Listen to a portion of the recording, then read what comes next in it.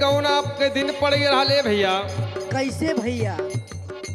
एक दिन अपने सैया से फोन लगा के कहले का कहतिया भैया? ए निक नहीं लागे हो, ए निक नहीं लागे पिया नहीं हरवई में निक नहीं लागे।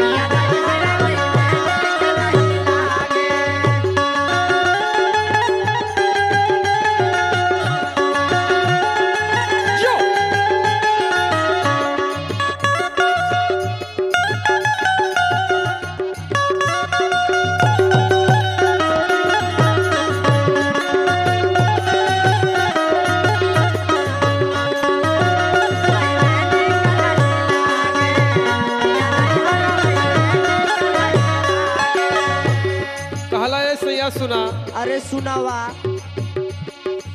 बतिया बतिया पे बाबू कहे डांटे हो, बाबू कहे डांटे।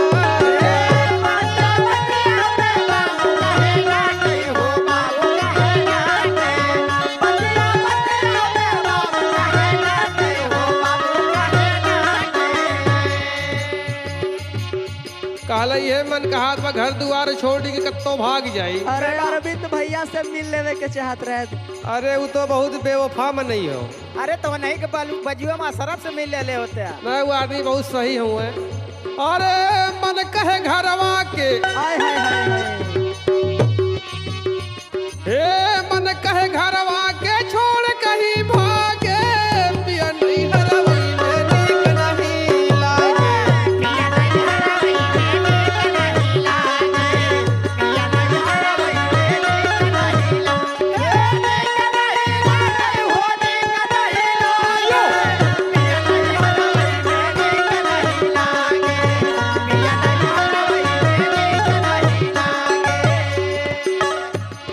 कहले भैया कहतिया भैया? हे पहले के जैसन ना माई मोर बोलई हो, माई मोर बोल।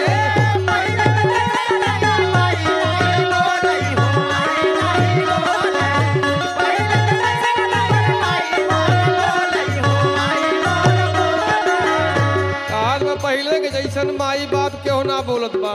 अरे जब गड़बड़ करबू तो कैसे केहू बोली? अरे बोलिया के गोलिया, काहे बोलिया जैसे गोली लगत बा। चिंता मत करा। हे बोलिया के गोलिया कर जवई में जागे पिया नहीं हरवई में नीक नहीं लागे।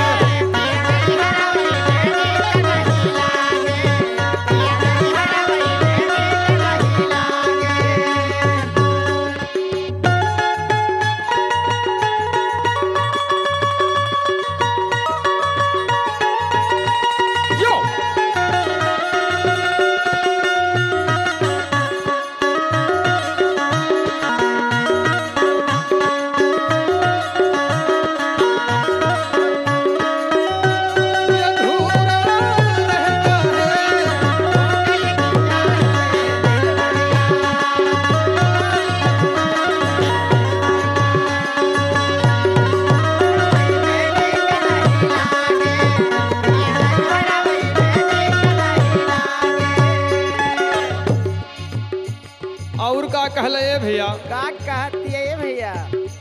हे संग के सहेली सब भैली लरा कोरी हो, भैली लरा कोरी।